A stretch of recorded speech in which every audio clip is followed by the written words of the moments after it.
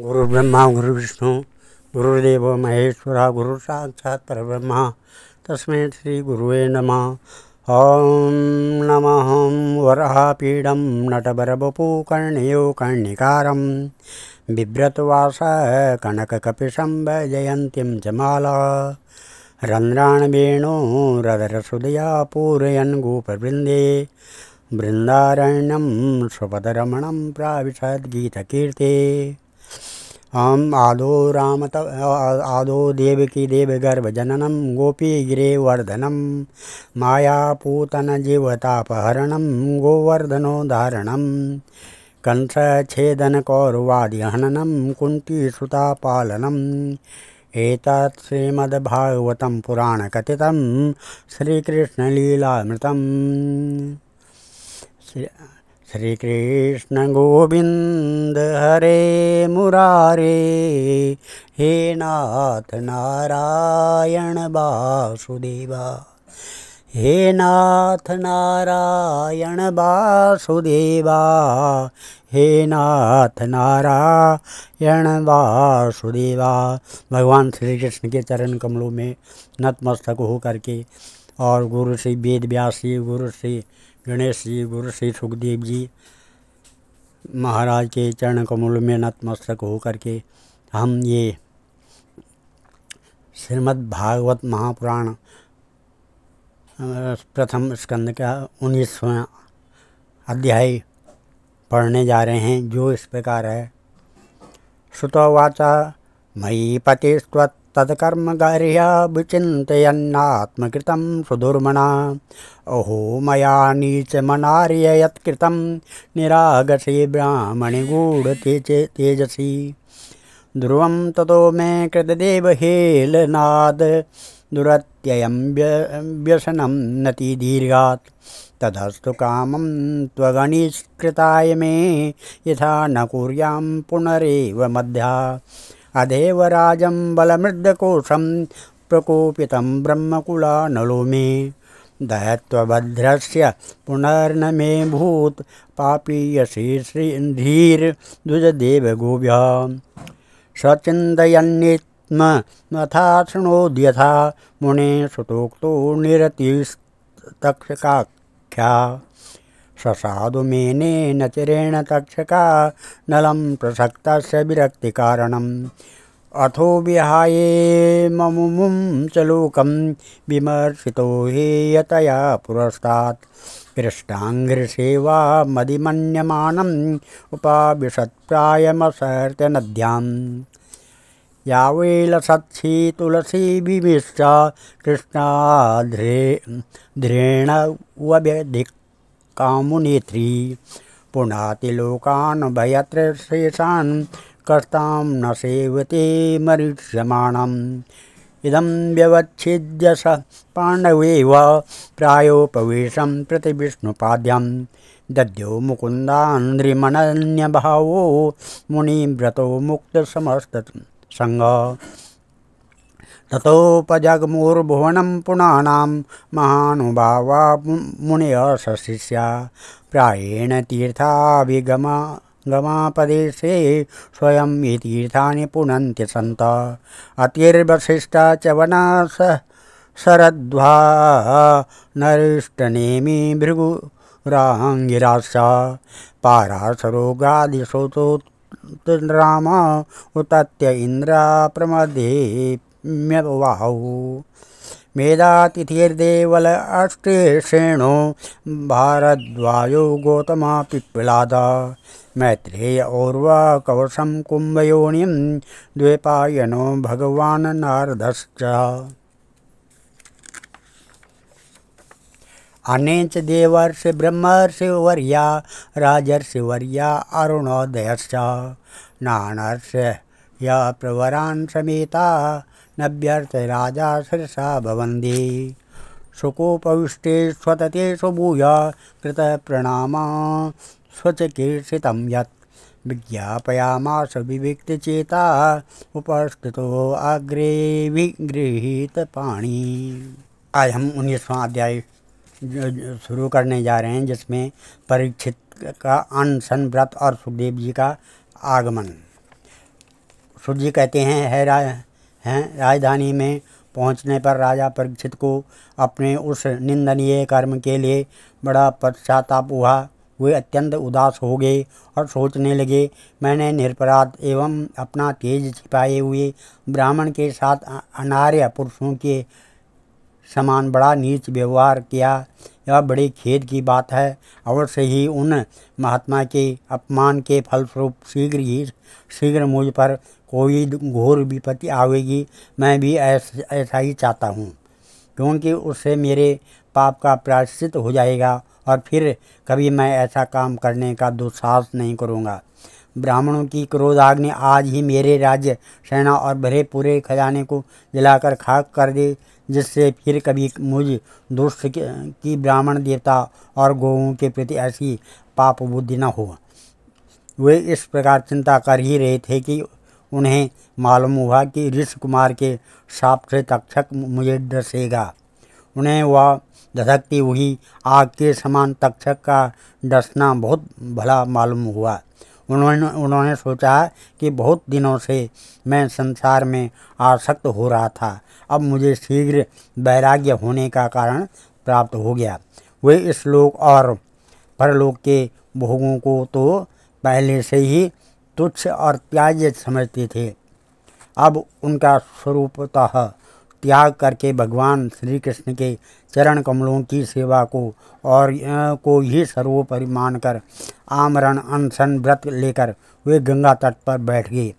गंगा जी का जल भगवान श्री कृष्ण के चरण कमलों का वह पराग लेकर प्रवाहित होता है जो श्रीमती तुलसी की गंध से मिश्रित है। यही कारण है कि वे लोकपालों के सहित ऊपर नीचे के समस्त लोगों को पवित्र करती है। कौन ऐसा मरणासन पुरुष होगा जो उनका सेवन न करेगा। इस प्रकार गंगा जी के तट पर आमरण अनशन का निश्चय करके उन्होंने समस्त आसक्तियों का परित्याग कर दिया और वे मुनियों का व्रत स्वीकार करके अनन्य भाव से श्री कृष्ण के चरण कमलों का ध्यान करने लगे। उस समय त्रिलोकी को पवित्र करने वाला बड़े बड़े महानुभाव ऋषि मुनि अपने शिष्यों के साथ वहाँ पधारे। संत जन प्रायः तीर्थ यात्रा के बहाने स्वयं उन तीर्थ स्थानों को ही पवित्र करते हैं। उस समय वहाँ पर अत्रि, वशिष्ठ, च्यवन, शरद्वान, अरिष्टनेमि, भृगु, अंगिरा, पराशर, विश्वामित्र, परशुराम, उतथ्य, इंद्रप्रमद,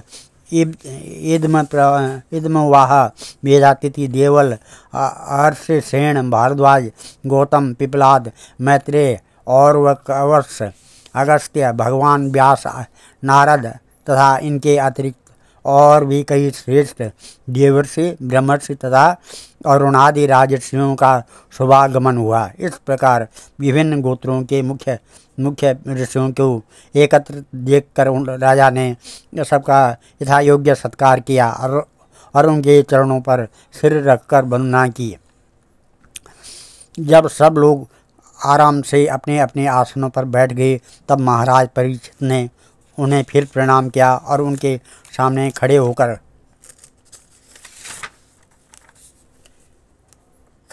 शुद्ध हृदय से अंजलि बांधकर वे जो कुछ करना चाहते थे उसे सुनाने लगे। राजोवाच ओहो वयं धन्यतमा नृपाणां महात्मानो ग्रहणीयशीला राज्यं कुलं ब्राह्मणपादशौचात् दूराद् विशिष्टं वदकर्यकर्म तथैव मेघस्य परावरेशो व्यासक्तचित्तस्य गृहसभीक्षणाम् निर्वेदमूलो द्विजशापरूपो यत्र प्रसक्तो भयमाशु दत्ते तमोपयातं प्रति यन्तु विप्रा गंगा च देवी दुतचित्तमीशे द्विजोपशिष्टा कुवकस्तक्षको वा दशत्वलं गायत विष्णुगाथा पुनश्च भूयाद् भगवत्तनन्ते रति प्रसंगस तदाश्रयेषु महर्षु यामुपयामि सृष्टिं मैत्रेषु सर्वत्र नमो द्विजेभ्यो इदं स्म राजाद्यवसाय युक्ता प्राचीनमूलेषु कुशेषु धीरा उदम उदं मुको दक्षिणकूल आस्ते समुद्रपत्न्या स्वसुतस्य भारः। एवं च तस्मिन् नरदेवदेवे प्रायोपविष्टेदेव सङ्गः। प्रशस्य भूमो विकिरन् प्रसूनेर्मुदा मुहुर्द्वन्द्वभयश्च नेदु। महर्षयो वे समुपागता ये प्रशस्य साधुत्वनुमोदमाना। ऊचु प्रजानुग्रहशीलसारा यद उत्तम श्लोकगुणाविरूपं। न वा इदं राजर्षि वयं चित्रं भवत्सु कृष्णं समनुव्रतेषु। इतिहासनं राजकिरीटजुष्टं सद्यो जुहुर्भगवत पार्श्वकामा। सर्वे वयं तावदिहास्मदेयस् कलेवरं यावदसो विहाय। लोकं परं विरजस्कं विशोकं यास्यत्ययं भागवत प्रधान। आश्रुत्य तदृशे गणवचा परीक्षित समं मधुच्युतगुरुचावलीकम्। आभासतीर्णानविनन्द्ययुक्तान् शुश्रूषमाणाश्चर्यतानि विष्णु। समागता सर्वत एव सर्वे वेदा यथा मूर्तिधाराश्रीपृष्ठे। नेहाथवा मूत्र च कश्चनार्थं ऋत्ये प्राणुग्रह आत्मशीलं। ततश्च वा पृच्छयामिमं विप्रक्षे विसभ्य विप्रावितकृत्य तायां। सर्वात्मनं प्रीयमाणस्य कृत्यं शुद्धं च तत्रामृषताभियुक्ता।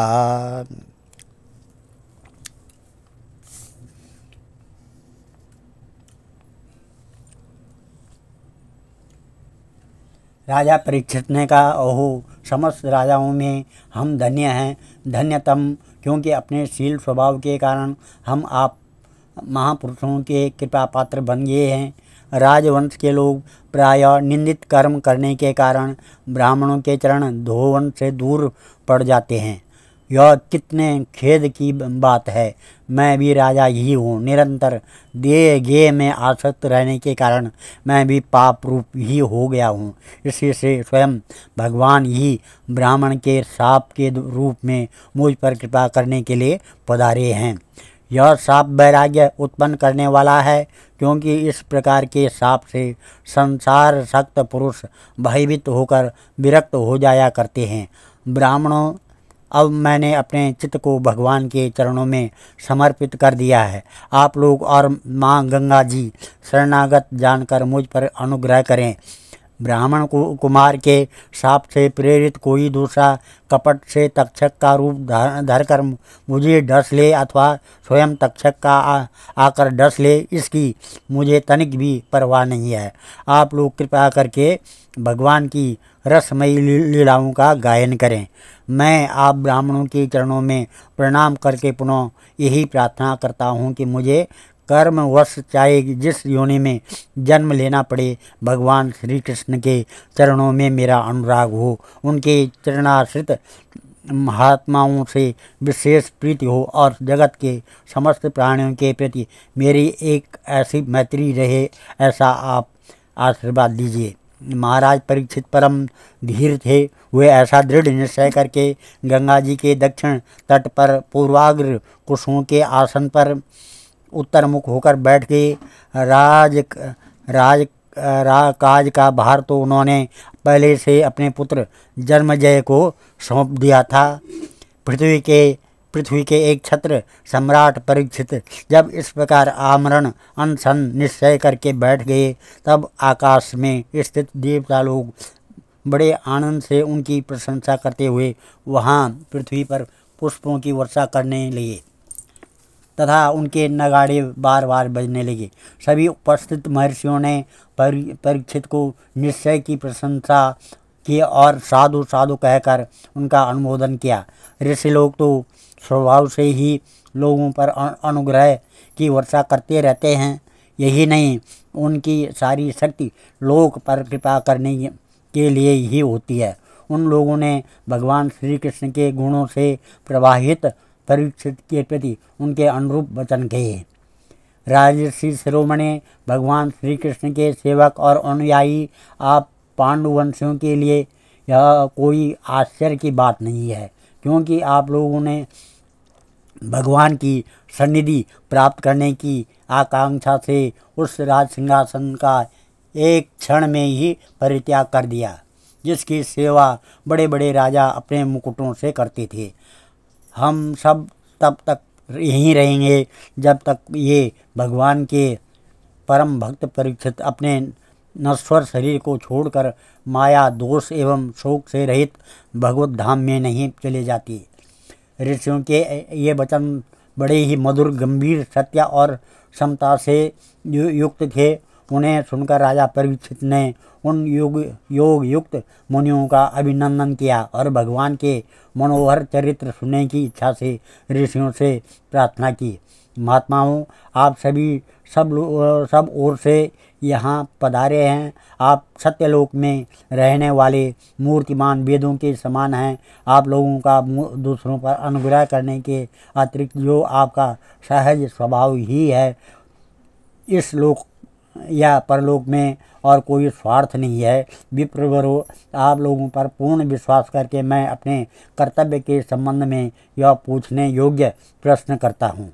आप सभी विद्वान परस्पर विचार करके बतलाए कि सबके लिए सब अवस्थाओं में और विशेष करके थोड़े ही समय में मरने वाले पुरुषों के लिए अंतःकरण और शरीर से करने योग्य विशुद्ध कर्म कौन सा है।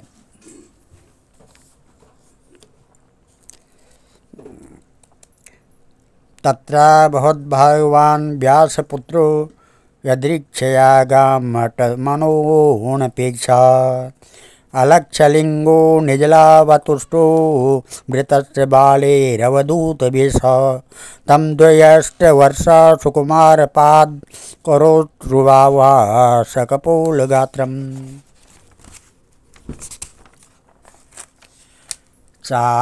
चार्वायताक्षो न सतुल्यकर्णं शुभ्रुवानं कमसुजातकण्ठं निगूढजत्रुं पृथतुङ्गवक्षसा मावर्तनाभिः बलिवल्गदूधरं च दिगम्बरं वक्त्रविकीर्णकेशं प्रलम्बबाहू स्वमरोत्तमाभां श्यामं सदीपाच्य वयोङ्गलक्ष्म्या स्त्रीणं मनोज्ञं रुचिरस्मितेन प्रत्युत्थितास्ते मुनयः स्वशासनेभ्यः लक्षणाज्ञा अपि गूढवर्चसं स विष्णुरातो अतिथया आगताय तस्मै स्वपर्यं शिरसा जहार ततो निवृत्त्या बुधा स्त्रियो अर्भका महाशने सोपविवेश पूजिता संवृततस्तत्र महान् महीयसां ब्राह्मर्षि राजर्षि देवर्षि संज्ञे व्यरोचतालं भगवान् यथेन्दुर्ग्रहर्षतारा निकरे पर्यता प्रशान्तमासीनमकुण्ठमेधसं मुनिं नृपो भागवतो व्युपेत प्रणम्य मूर्धा वयतौ कृताञ्जलिर्नत्वा गिरासु नितवन्न पृच्छम्। उसी समय पृथ्वी पर स्वेच्छा से विचरण करते हुए किसी की कोई अपेक्षा न रखने वाले व्यास नंदन भगवान श्री सुखदेव जी महाराज वहाँ प्रकट हो गए। वे वर्ण अथवा आश्रम के बाबुआ चिन्हों से रहित एवं आत्मानुभूति में संतुष्ट थे। बच्चों और स्त्रियों ने उन्हें घेर रखा था। उनका वेश अवधूत का था। 16 वर्ष की अवस्था थी। चरण, हाथ, जंगा, भुजाएं, कंधे, कपोल और अन्य सब अंग अत्यंत सुकुमार थे। नेत्र बड़े बड़े और मनोहर थे। नासिका कुछ ऊंची थी। कान बराबर थे। सुंदर भुएं थी। इनमें मुख बड़ा भी ये शोभायमान हो रहा था। गला तो मानो सुंदर शंख ही था। हंसनी ढकी हुई छाती चौड़ी और उभरी हुई नाभि भंवर के समान गहरी तथा उदर बड़ा ये सुंदर त्रिबली से युक्त था। लंबी लंबी भुजाएं थी। मुख पर घुंघराले बाल बिखरे हुए थे। इस दिगंबर भेष में हुए श्रेष्ठ देवताओं के समान तेजस्वी जान पड़ते थे। श्याम रंग था। चित्त को चुराने वाली भरी जवानी थी। वे शरीर की छटा और मधुर मुस्कान से स्त्रियों को सदा ही मनोहर जान पड़ते थे।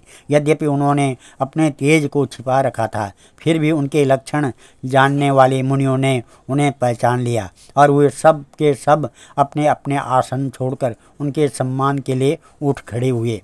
राजा परीक्षित ने अतिथि रूप से पधारे हुए श्री सुखदेव जी को सिर झुकाकर प्रणाम किया और उनकी पूजा की। उनके स्वरूप को न जानने वाले बच्चे और स्त्रियां उनकी यह महिमा देखकर वहां से लौट गए। सबके द्वारा सम्मानित होकर श्री सुखदेव जी श्रेष्ठ आसन पर विराजमान हुए। ग्रह नक्षत्र और तारों से घिरे हुए चंद्रमा के समान ब्रह्मर्षि देवर्षि और राजर्षियों के समूह से आवृत श्री सुखदेव जी अत्यंत शोभायमान हुए। वास्तव में वे महात्माओं के भी आदरणीय थे। जब प्रखर बुद्धि श्री सुखदेव जी शांत भाव से बैठ गए, तब भगवान के परम भक्त परीक्षित ने उनके समीप जा आकर और चरणों पर सिर रखकर प्रणाम किया। फिर खड़े होकर हाथ जोड़कर नमस्कार किया। उनके पश्चात बड़ी मधुर वाणी से उनसे यही पूछा। परीक्षितोवाच अहो अद्य वयं ब्रह्मन् संसेव्य छत्रबन्धवा कृपयातिथिरूपेण भवद्तीर्थका कृता। एषं संस्मरणात् पुंसं सद्य शुध्यन्ति वेगिर्या किं पुनर्दर्शनं स्पर्शं पादशौचासनादिभिः। सान्निध्यात्ते महायोगिन् पातकानि महन्त्यपि सद्यो नश्यन्ति वे पुंसां विष्णोरिव सुरेतरा। अपि वे भगवान् प्रीता कृष्णपाणो सताप्रिया पेशस्वासेव प्रीत्यर्थ तद्गोत्र स्यात् बान्धवा। अन्यथा ते अव्यक्तगतेर्दर्शनं न कथं नृणां नितरां म्रियमाणानां संसिद्ध्या वनीयस। अतः पृच्छामि संसिद्धि योगिनां परं गुरुं पुरुषेऽहं यत्कारं म्रियमाणस्य सर्वथा। यत् श्रोतव्यम् अथो जप्यं यत्कर्तव्यं निभि प्रभो स्मर्तव्यं भजनीयं वा ब्रूहि यद्वा विपर्ययम्। नूनं भगवतो ब्रह्मन् गृहेषु गृहमेदिनां न लक्ष्यते ह्यवस्थानपि गोदोहन क्वचितः। परीक्षित ने कहा, ब्रह्म स्वरूप भगवान, आज हम बड़भागी हुए, क्योंकि अपराधी क्षत्रिय होने पर भी हमें संत समागम का अधिकारी समझा गया। आज कृपा पूर्वक अतिथि रूप से पधार कर आपने हमें तीर्थ के तुल्य पवित्र बना दिया। आप जैसे महात्माओं के स्मरण मात्र से ही गृहस्थों के घर तत्काल पवित्र हो जाते हैं। फिर दर्शन, स्पर्श, पाद प्रक्षालन और आसन दान आदि का सो अवसर मिलने पर तो कहना ही क्या है। महायोगिन जैसे भगवान विष्णु के सामने दैत्य लोग यही नहीं ठहरते, वैसे ही आपकी सन्निधि से बड़े बड़े पाप भी तुरंत नष्ट हो जाते हैं। अवश्य ही पांडवों के सुहृद भगवान श्री कृष्ण मुझ पर अत्यंत प्रसन्न हैं। उन्होंने अपने फुफेरे भाइयों की प्रसन्नता के लिए उन्हीं के कुल में उत्पन्न हुए मेरे साथ भी अपनेपन का व्यवहार किया है। भगवान श्री कृष्ण की कृपा न होती तो आप शरीर के एकांत वनवासी अव्यक्त गति परम सिद्ध पुरुष स्वयं पधार कर इस मृत्यु के समय हम जैसे प्राकृतिक मनुष्यों को क्यों दर्शन देते। आप योगियों के परम गुरु हैं, इसलिए मैं आपसे परम सिद्धि के स्वरूप और साधन के संबंध में प्रश्न कर रहा हूँ। जो पुरुष सर्वथा मरणासन है, उसको क्या करना चाहिए। भगवान साथ ही यह भी बतलाए कि मनुष्य मात्र को क्या करना चाहिए। वे किसका श्रवण, किसका जप, किसका स्मरण और किसका भजन करें तथा किसका त्याग करें। भगवत स्वरूप मुनिवर, आपका दर्शन अत्यंत दुर्लभ है, क्योंकि जितनी देर एक गाय दूही जाती है गृहस्थों के घर पर, उतनी देर भी आप एक जगह से दूसरी जगह ठहरते हैं। सुध जी कहते हैं, एवं भाषिता पृष्ठम स राजा सलक्षण गिरा प्रत्यभासधर्मज्ञो भगवान बादरायणी। सुध जी कहते हैं, जब राजा ने बड़ी ही मधुर वाणी से इस प्रकार संभाषण एवं प्रश्न किए, तब समस्त धर्मों के मर्मज्ञ व्यास नंदन भगवान श्री सुखदेव जी उनका उत्तर देने लगे। श्रीमद् आज हम इस कथा इस अध्याय को यहीं पर विराम देते हैं। कल श्रीमद् भागवत द्वितीय स्कंद का प्रथम अध्याय शुरू करेंगे। श्रीमद्भागवत महापुराणे त्रयोदशिक्याष्टादश सहस्रायां परमहंसाय सहितायां प्रथम स्कंदे शुकागमनं नाम एकोविंशोऽध्यायः। मम पितृदेवता प्रसन्नता सिद्ध्यर्थं तत् निमित्त्यर्थं च मम कुलदेवता इष्टदेवी देवता कुलदेवी देवता तद् प्रसन्नता सिद्ध्यर्थं च नारायणम् अर्पणमस्तु। ओम मंगलम भगवान विष्णु मंगलम गरुड़ध्वजा मंगलम पुंडरीकाक्ष मंगलायतनो हरि मंगलम भगवान शंभु मंगलम वृषभध्वजा मंगलम पार्वतीनाथ मंगलाय शिव शंकर सर्वमंगल मांगल्ये शिवे सर्वार्थ साधिके शरणे त्र्यंबके गौरी नारायणी नमस्तुते।